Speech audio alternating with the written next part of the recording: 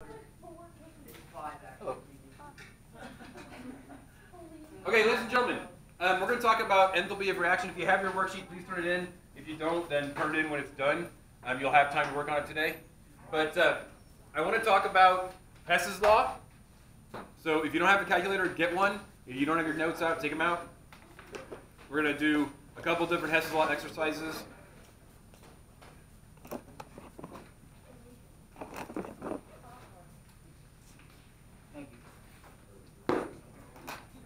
Okay, so Hess's law can basically be summed up in products minus reactants.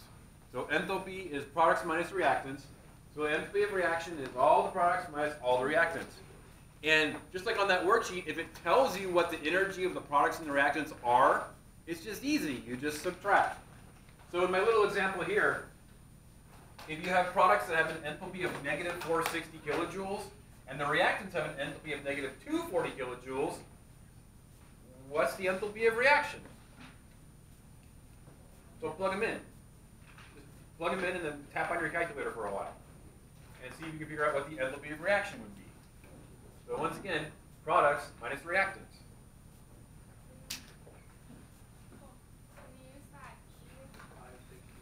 It already gives it to us.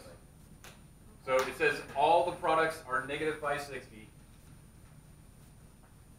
The E is the capital letter sigma. It means all of them. But it already tells us that all the products are negative 560 and all the reactants are negative 240.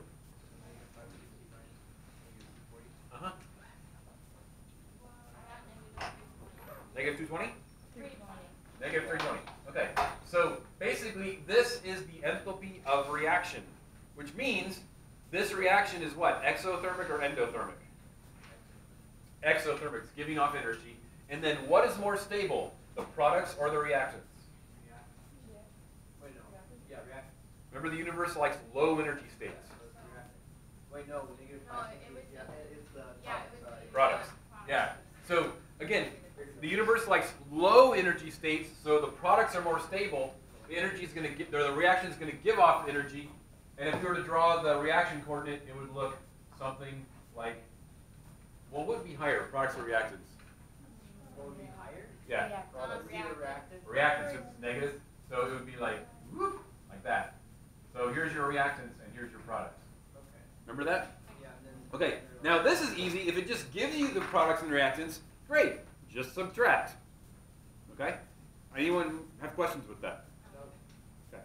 Now, if it doesn't give you what the energies are in products and reactants, sometimes we have to kick it up a notch and use this formula. We're going to use products minus reactants, but in this case, we're going to look at the energy of the individual chemicals. So it wants to know, calculate the heat of reaction when 350 grams of methane are burned in excess oxygen. Like this. So methane plus oxygen makes carbon dioxide and water. I have already balanced it for you. Okay? And that's Hess's law. Products minus reactants. Are we cool so far? Now, hundreds of people over hundreds of years have gone through and calculated the enthalpies of reactions, and here, or enthalpies of formations, and here they are. There's methanes, oxygens, hydrogen, or waters, and carbon dioxide. How come I put a question mark for oxygen? What is oxygen's enthalpy of formation? Exactly, yeah. Any element has an enthalpy of formation of 0, because it's the enthalpy of formation, but it's an element. It's already formed, so 0. Okay, how are we doing so far? So we got Hess's law. We write up Hess's law. Now we need to write down what the products are. What is one of the products I can write down? Yes. What's one of the products in our reaction? CO2. Good. So CO2, and what's the other product in our reaction? H2O. And we need to bring down the coefficient. So we got the products. Now let's do the reactants. What's one of the reactants? CH4. And what's the other reactant? O2. Do O2.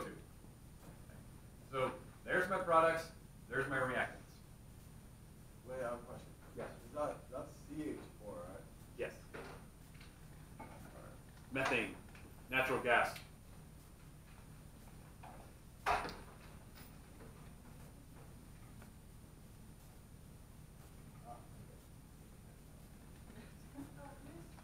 Totally fake. Yeah. Totally fake. Fake pass.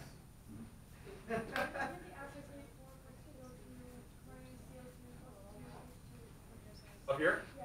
This is the combustion of methane. So the chemical reaction is methane is our fuel plus oxygen makes CO2 plus H2O. Remember back when we did chemical reactions, it's always fuel plus oxygen yields carbon dioxide and water. Yeah.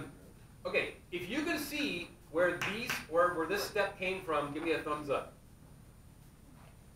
Okay, for those who don't see it, we need to write down the products minus the reactants. So we took the product side and we moved it down. We took the reactant side and moved it down. I realize it's confusing, but that's the way Hess's law set it up. It's products minus reactants. 1 and 2. The one is that HR times N.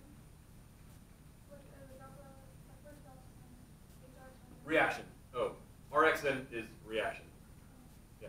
So when you see RxN, it means reaction. So you can, like how it's set up originally up top, it could be like switch, like, because I feel like CO2 plus 2H2O looks like a reactant, but it's actually a product. Yes, because we have our reactants on this side, our products on this side. It's kind of like when you're doing money math. If you go into the store with $100 and come out of the store with $40, your difference is 40 minus 100. Okay. So yeah, so it's products minus reactants. Are we cool here? Now to finish this up, all you do is you replace the chemicals with their enthalpies of formation. So what number should I replace CO2 with?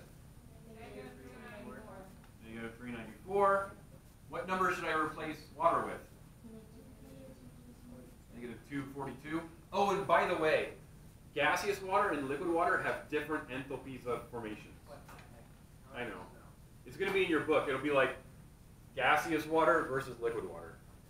1 and 2. Do we need to know all of those? Oh no. Okay. There are billions of them. You'll always be given the book value. In today's activity, you'll actually look in the book. But yeah, on a test or something, you always be given it to. Okay, so we are done with our products. What number should I write in for methane? Negative 74.8. And what should I write in for oxygen? 0. And there's our math. And all that's left is banging on our calculator. These values are always like, they never change. Pretty much. Alright. Yeah. Someone did the work ahead of us and then wrote them down. So you can usually get these values off the internet or in a textbook. If there is another level to this, if you take chemistry AP, they might actually ask you to solve for it, but you don't have to worry about that. You're not taking AP. Mr. Byers, Yes. does your bow tie have a bunch of numbers on it? No, there's stars and moons. Are you a nerd today? I'm a nerd today. You're a mathlete. I'm a mathlete, yeah. My wife has a pocket protector, but it was in our bin of costume things, and the kids have been getting into it, so I don't know what happened to it. What is that? I'm sorry? A pocket protector? You know, the pocket protector it's like basically a folded piece of plastic, so you can put your pens in here. So if your pens leak, they don't ruin your shirt. That's I'm gonna get a pocket. yeah, Cool. I'm gonna get one now. You get a pocket protector for your cell phone, so if your cell phone explodes, you'll be okay. So, I don't know if that works that way. Okay, so when you banged on your calculator, you should have got a very negative number. I got negative 803.2. I like it. So negative 803 kilojoules per mole. So this is the enthalpy of reaction, negative 803 kilojoules per mole. Okay? Does that make sense? Yes. And now that we have this number, we can use the number in that energy stoichiometry you hate so much. Oh my gosh. So you can say, if I have 1 mole of CH4, then I'm going to release 803 kilojoules of energy. Can you see that? So that's like the final answer. How do you want it like that? well, this is the final answer, and this is how we can use that answer. And if, we can also look at this and say, if I use 803 kilojoules of energy, I can expect to make 2 moles of water. Does that idea make sense? Yeah. So energy works just like a mole ratio. It's just, remember how we add it? So we would actually add to this, we would say plus 803 kilojoules. Because it's an exothermic process. How do I know it's exothermic? Negative. And negative. So since it's exothermic, we put it over here on the product side, and just like we have a mole ratio, like moles of O2 to moles of CO2, we can say moles of O2 to energy. Works exactly the same way. How come you're writing it like that? I'm not sure what you mean. The 1 mole CH4.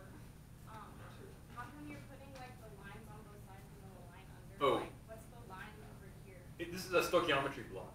Oh, so you're just like skipping that. Okay. Yeah, this is just this is a conversion. If we wanted to do a conversion, that's what it would look like. Okay. Good question. Other questions? Okay. So we have